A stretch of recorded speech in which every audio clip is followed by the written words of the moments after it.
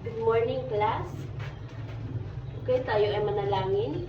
In the name of the Father, the Son, the Holy Spirit. Amen. Amen. Ngayon, bago tayo magsisimula sa ating tatalakayin, ay basahin muna natin ang layunin. Pagkatapos ng araling ito, ang mga mag-aaral ay naasahang natutukoy ang mga pangarap o ninanais, na ilalarawan ang pangarap o ninanais sa sarili. Ipagmamalaki ang sariling pangarap o ninanais sa pamagitan ng malikhaing pamamaraan. Ngayon, ay basahin natin ang pamahala sa klase. So, ano nga ba ang pamahala sa klase?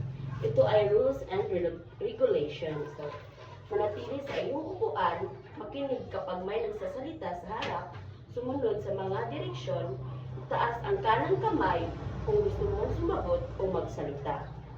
Magtrabaho ng tahimik. Ngayon, okay, so, ano nga ba yung tinalakay natin kahapon? So, ang tinalakay natin kahapon ay, sino yung gustong sumagot? Okay, magaling. Ang tinalakay natin kahapon ay mga hanap buhay na nagbibigay serbisyo. So, ano-ano nga ba yung mga nagbibigay serbisyo?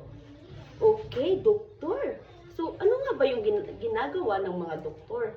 Okay, nanggagamot sila ng mga may sakit. Then, sino pa? Okay, yung mga teacher. Okay, yung mga katulad namin.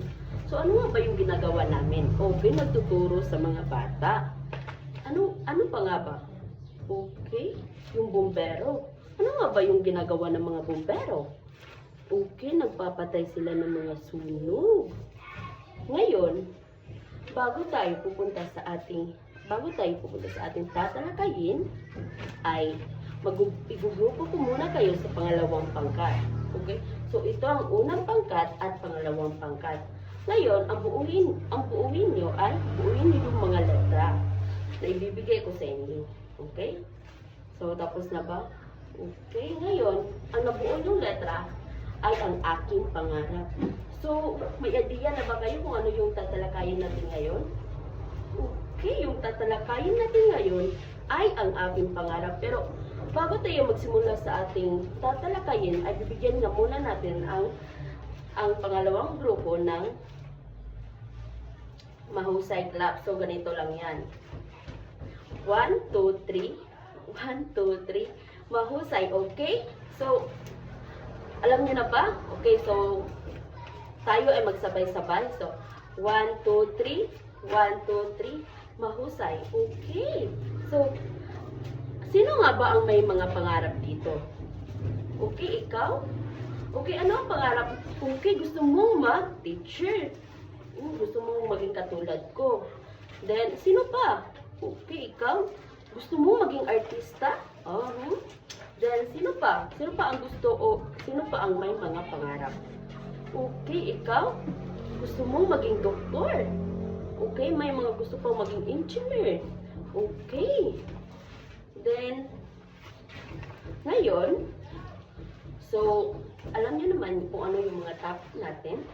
So, ano nga ba? Okay, sino yung gustong sumagot? Okay, ang topic natin ngayon ay ang aking pangarap. So, lahat naman ata dito ay may mga pangarap, di ba? Okay, so ngayon ay magbibigay ako ng isang aktibidad na kung sasagutan niyo ito ay 1 to 5. Bago tayo magpunta sa ating takdang aralin. Okay. So ngayon ay sasagutan niyo ito. Okay. So okay, basahin natin.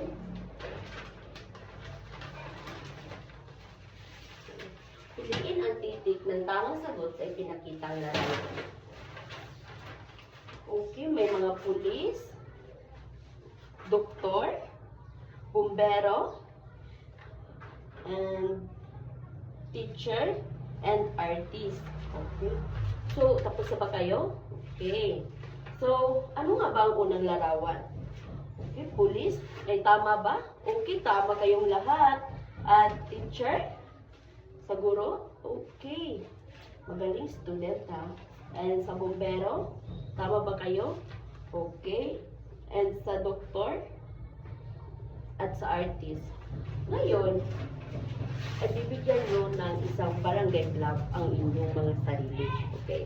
So, barangay club.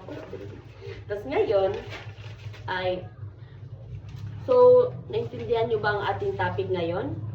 Okay, so, ano nga yung topic natin for today? Okay, our topic for today is ang aking pangarap. So, sino nga ba gusto dito ang maging guro? Okay, madami kayo ha. So, maging doktor. Okay. And maging engineer. Okay.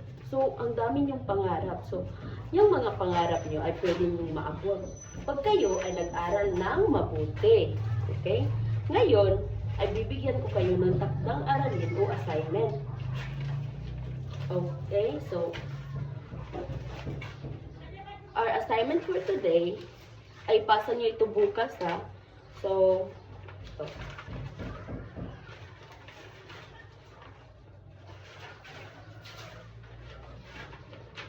I-connecta ang parit sa pamagitan ng linya o guhit sa angkop na larawan para dito. Okay, ito. So,